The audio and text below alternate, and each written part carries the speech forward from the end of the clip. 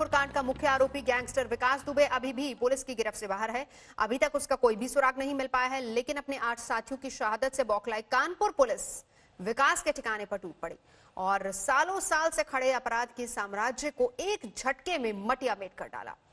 लेकिन पुलिस वालों के इस नृशंस हत्याकांड में उंगलियां खुद पुलिस पर ही उठ रही हैं।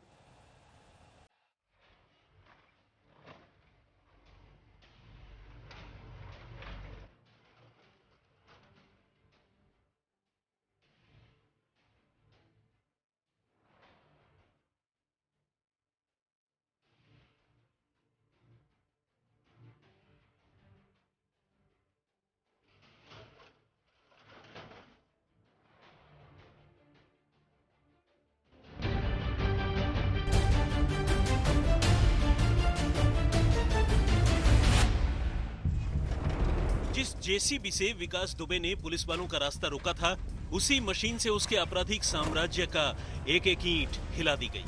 8 पुलिस वालों की जान लेने वाला अपराधी अभी भी पुलिस की गिरफ्त से बाहर है। इस बात की खींच आज सुबह से ही शुरू हुई पुलिस की कार्रवाई चीख चीख कर बयान कर रही थी। आज विकास दुबे के किलेनुमा घर में पहुंची पुलिस वालों की फौज ठान कर ही आई थी कि नीचे से ऊपर तक सब कुछ मिट्टी में मिला देना।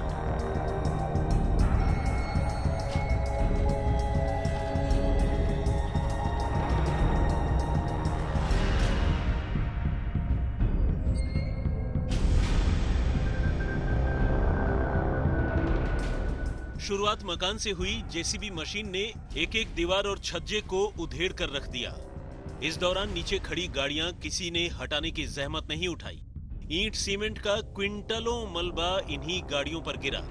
देखते ही देखते ये लग्जरी गाड़ियां कबाड़ में बदल गई। कुछ ट्रैक्टर जो मलबे की जद से बाहर रहे, उन्हें जेसीबी मशीन से उठा कर पटका गया।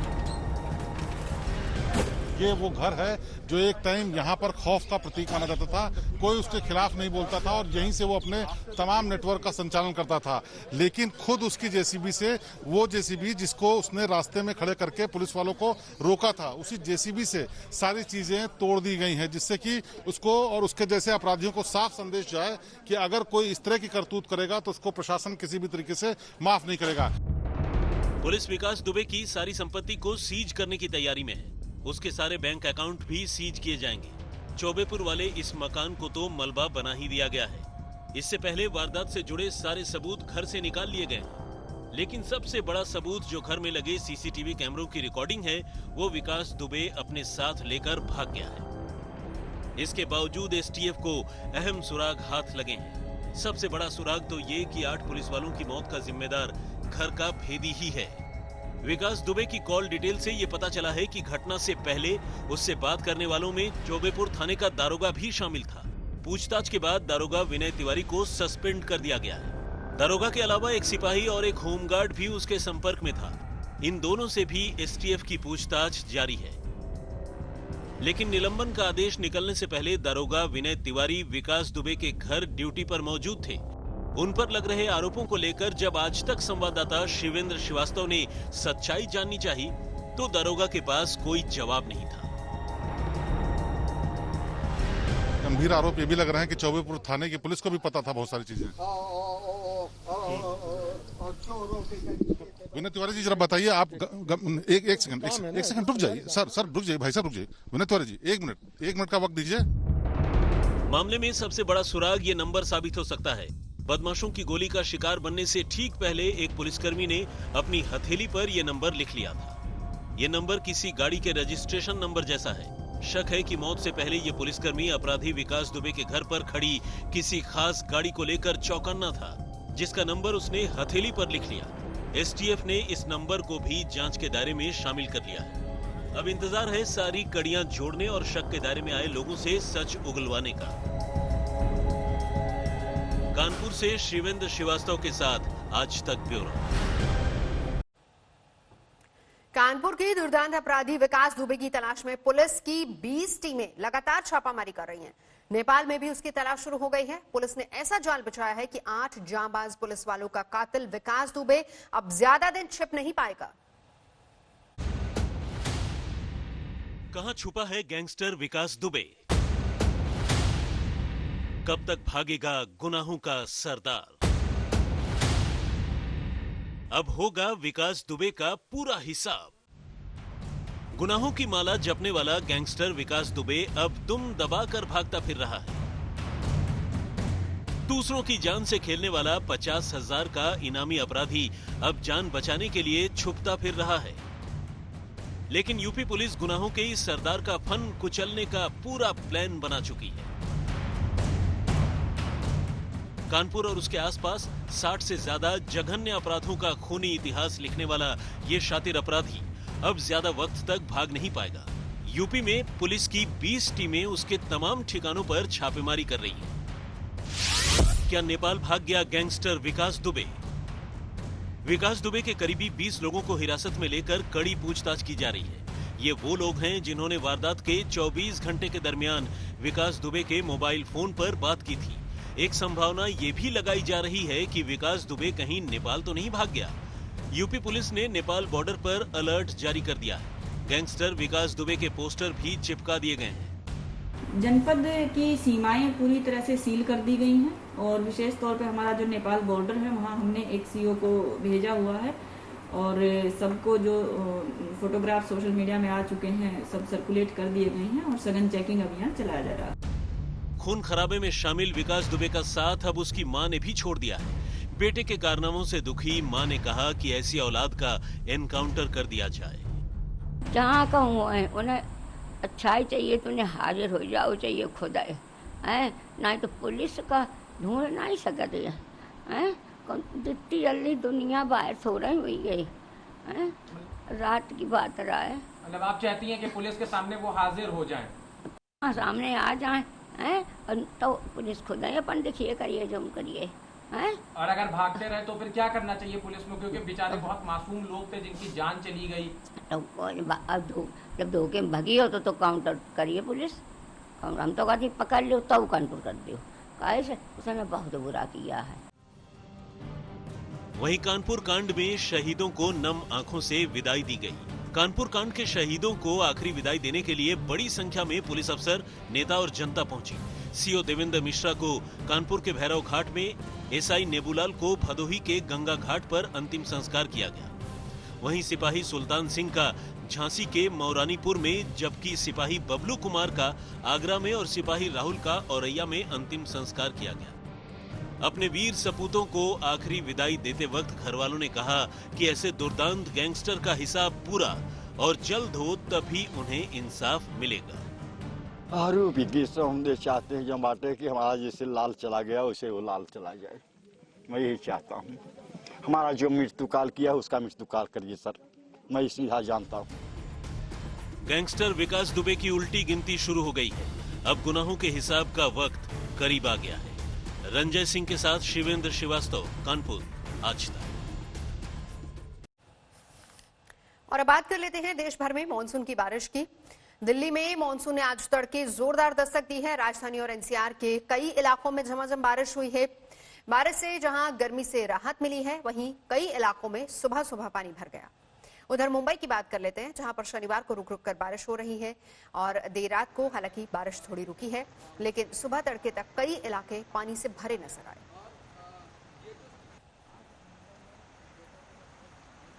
बारिश के बाद जहां पर मौसम सुहाना हुआ है, वहीं दिल्ली में जगह जगह जलभराव भी हुआ है। टॉलस्टॉय मार्ग पर आप साफ तौर पर देखिए कि किस तरह से सड़क का एक हिस्सा है वो पूरी तरह से तालाब बन चुका है और जहां भी जो भी गाड़ियां जाती हैं वो इसी तरह जब भी जाती हैं तो लहरें उठ जाती हैं। मौसम सुहाना तो ज़रूर हुआ है, लेकिन दिल्ली के कई ऐसे इलाके हैं जहां पर इस तरह के वाटर लॉगिंग की समस्या आपको देखने को मिलेगी। ये तो महज एक वानगी भर है और ये साफ दिखाता है कि सिविक एजेंसियों की तैयारी कितनी है। आपको बता दें कि जब भी बारिश होती है, दिल्ली ट्रैफिक पुलिस को सिविक एजेंसियां लगातार पत्र लिखते हैं कि वो बताएं कि कहां कहां पर जल भराव होता है। ट्रैफिक पुलिस हर बार ये सारी लिस्ट उनको सौंप भी देती है। बावजूद इसके बारिश के बाद सड़क की क्या हाल है, ये आप तस्वीरों में देखकर ही अंदाजा लगा सकते हैं। लेकिन सबसे खास बात यही है कि अलग अलग इलाकों में भारी बारिश की वजह से सबसे ज्यादा गर्मी से राहत मिली है। कैमरामैन नासिर खान के साथ राम किंकर सिंह, टॉलस्टॉय मार्ग, आज तक। और अब तस्वीर मुंबई की भी दिखा देते हैं, क्योंकि अभी तो बारिश फिलहाल वहां पर रुकी हुई है, लेकिन शनिवार को मूसलाधार बारिश के बाद कम से कम 10 ऐसे इलाके हैं जहां पर भारी जलजमाव की खबरें आई और इसकी वजह से कई रास्तों पर ट्रैफिक पर भी असर पड़ा। सड़क पर पानी भरा होने की वजह से कई गाड़ियां बीच सड़क पर ही खड़ी हो गई। सायन में तो पुलिस चौकी ही जलमग्न हो गई।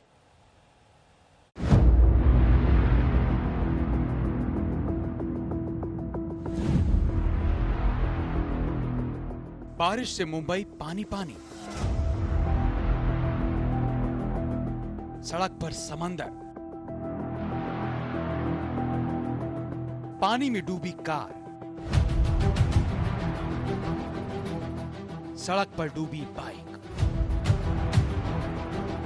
मुंबई में आसमान से आफत बरस रही है। 48 घंटे से हो रही मूसलाधार बारिश से मुंबई पानी पानी है।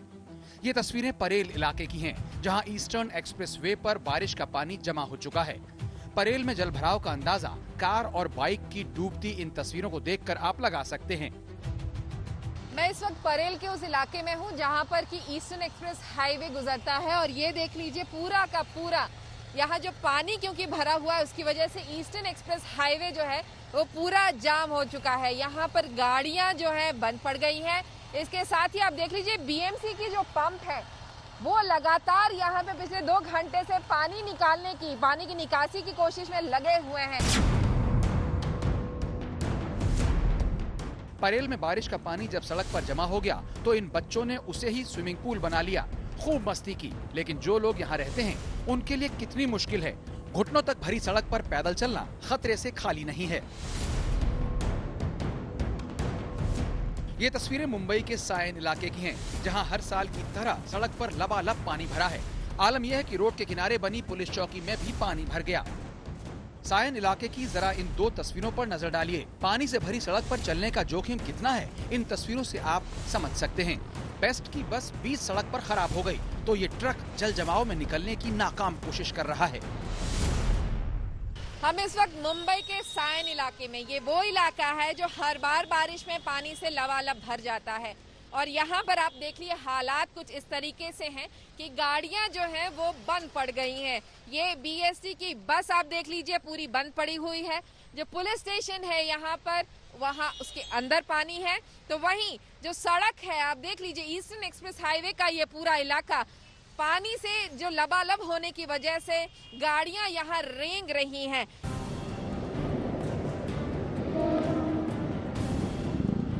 शनिवार को मुंबई में करीब 82 मिलीमीटर बारिश दर्ज की गई। इसकी वजह से शहर के 10 इलाकों में जबरदस्त वाटर लॉगिंग हो गई। मॉनसून में मुंबई का ये हाल कोई पहली बार नहीं हुआ है। हर साल आलम यही होता है। लो लाइन इलाकों में बारिश का पानी इस कदर जमा हो जाता है कि मानो सड़क पर दरिया बह रहा हो। बीएमसी के तमाम दावे मॉनसून की बारिश में धुल जाते हैं और मुसीबत यहाँ के लोगों को झेलनी पड़ती है।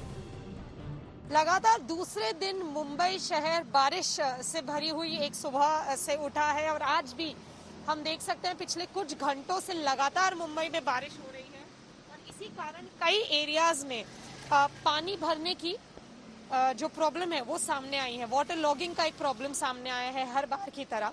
हम इस वक्त अंधेरी ईस्ट में मौजूद है और ये अंधेरी का सबवे है जो कि जहां हर बार बारिश होते ही पानी भर जाता है और इस बार भी लास्ट 24 घंटे से बारिश होने के कारण इस बार भी आप देख सकते हैं कि पानी भर चुका है। मुंबई पर मौसम का डबल अटैक हुआ है। एक तरफ भीषण बारिश से शहर में जल जमाव है तो दूसरी तरफ हाई टाइड। सुबह जब हाई टाइड आया तो समंदर में करीब 4.5 मीटर ऊंची लहरें तटों से टकराईं। अब रात में भी हाई टाइड आने की संभावना है जिसमें करीब 4 मीटर ऊंची लहरें उठ सकती हैं। लिहाजा लोगों को समंदर किनारे जाने से मना किया गया है। तनुश्री पांडे और विद्या के साथ मुस्तफा शेख, मुंबई आज तक। वैसे मुंबई के लिए टेंशन की बात ये है कि आफत की बारिश का दौर आगे भी जारी रह सकता है और इसके अलावा महाराष्ट्र के कुछ और जिले भी हैं जहां पर भारी बारिश हो सकती है।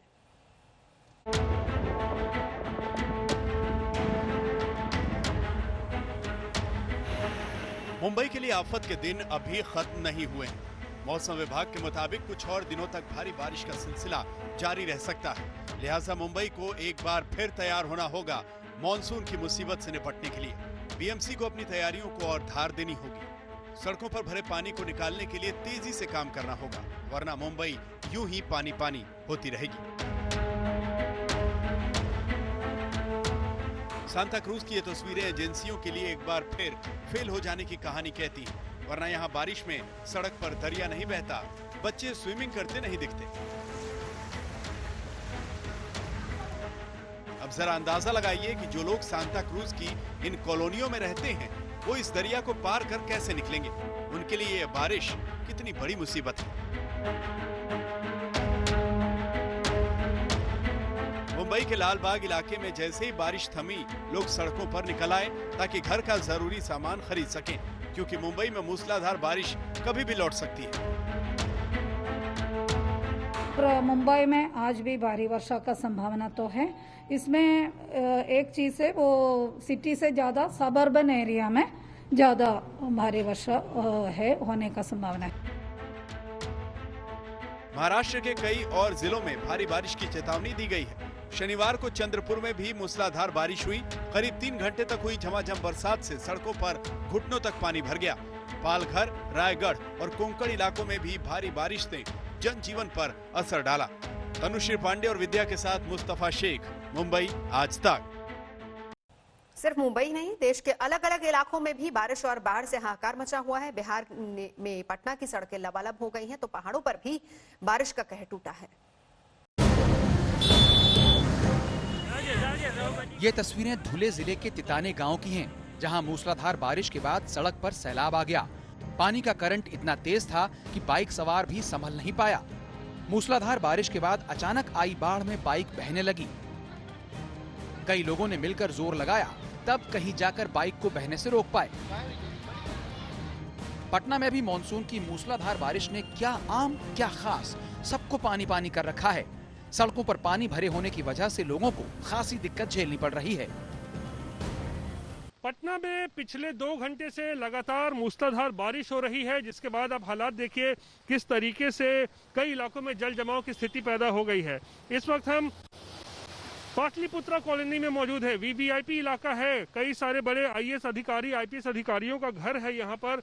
लेकिन आप देखिए 2 घंटे की मूसलाधार बारिश के बाद क्या हालात हो गए हैं पाटलिपुत्रा इलाके के। घुटने भर तक जो है पानी जो है यहाँ पर जमा हो चुका है। 2 घंटे की मूसलाधार बारिश से पटना का हाल बेहाल हो गया। सबूत आपके सामने है।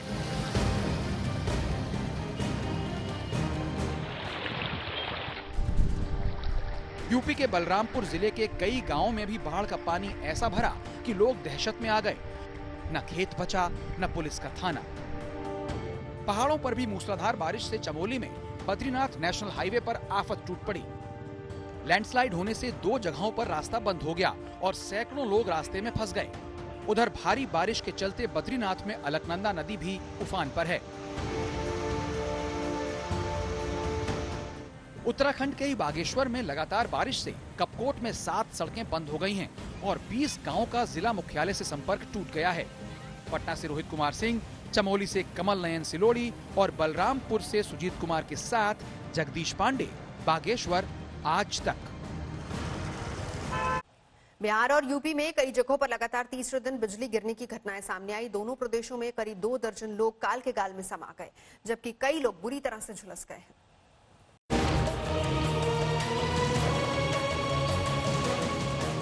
सिर्फ 10 दिनों के अंदर बिहार और उत्तर प्रदेश में चौथी बार आसमान से मौत बरस गई। कुदरत का ऐसा खौफनाक चेहरा पहले न कभी देखा न सुना। बारिश के बीच खेतों में काम करते किसानों को जरा भी अंदेशा नहीं था कि मॉनसून के मौसम में आए दिन आसमान में लपकने वाली बिजली पल भर में उन्हें राख बना डालेगी। लेकिन शनिवार को फिर से वही हुआ। बिहार और पूर्वी उत्तर प्रदेश में कम से कम 5 जगहों पर मूसलाधार बारिश के दौरान गिरी बिजली ने करीब 2 दर्जन जिंदगियां खाक कर दी। बिहार में छपरा, कैमूर और आरा जिलों में खेतों में काम कर रहे मजदूरों पर गाज गिरी, तो उत्तर प्रदेश में प्रयागराज और इससे सटे कौशाम्बी के किसान मजदूर कुदरत के कहर का शिकार बन गए। जितने लोग मारे गए उससे दोगुने लोग बिजली की चपेट में आकर बुरी तरह झुलस गए हैं। इन्हें अस्पतालों में भर्ती कराया गया है। अभी तक जो सूचना है, कैमूर जिले में 3 व्यक्तियों की मृत्यु हुई है। एक कैमूर एक कुदरा थाना में, एक बेलाव थाना में, एक सोनहन थाने में।